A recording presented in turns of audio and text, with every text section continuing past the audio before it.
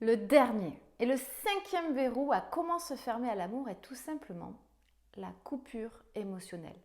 Mais cela consiste en quoi concrètement? Je suis Marie, accélératrice de croissance et de liberté pour éveiller votre conscience, développer votre confiance et vivre une vie qui vous ressemble. Je vous invite, si ce n'est pas déjà fait, à vous abonner à ma chaîne YouTube pour recevoir une vidéo chaque jour et retrouver tous les liens utiles dans la description de la vidéo ci-dessous.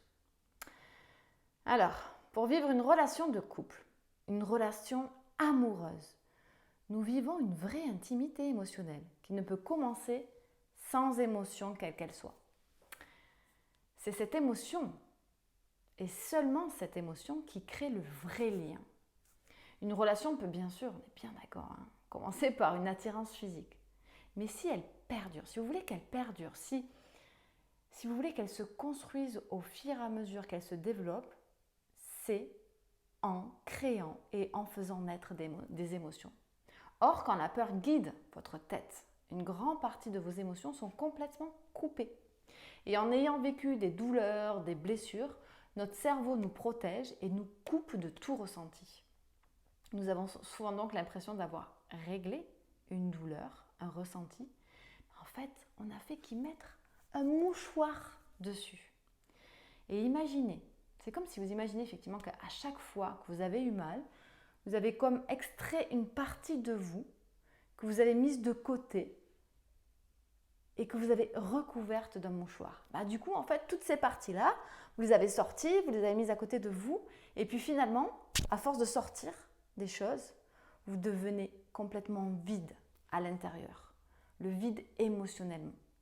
Malheureusement, les émotions, c'est tout ou rien, et donc on ne peut pas décider d'en ressentir certaines plutôt que d'autres.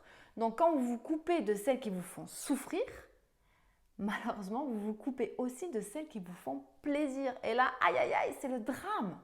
Et donc, vous n'arrivez plus à être touché par quelqu'un, ni éprouver du plaisir. Personne, du coup, ne vous plaît.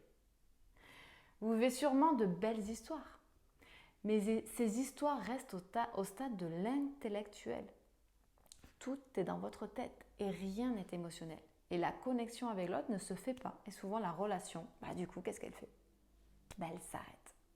Je vous conseille donc de réapprendre à écouter vos émotions, à les accueillir. J'ai fait un live à ce sujet, donc n'hésitez pas, vous pouvez le retrouver aussi dans les vidéos YouTube.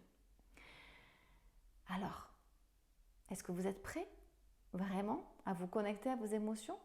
Est-ce que vous vous connectez déjà à vos émotions? Est-ce que c'est ce verrou-là qui vous prive d'être dans une relation de couple épanouie? J'ai hâte d'avoir votre retour à ce sujet.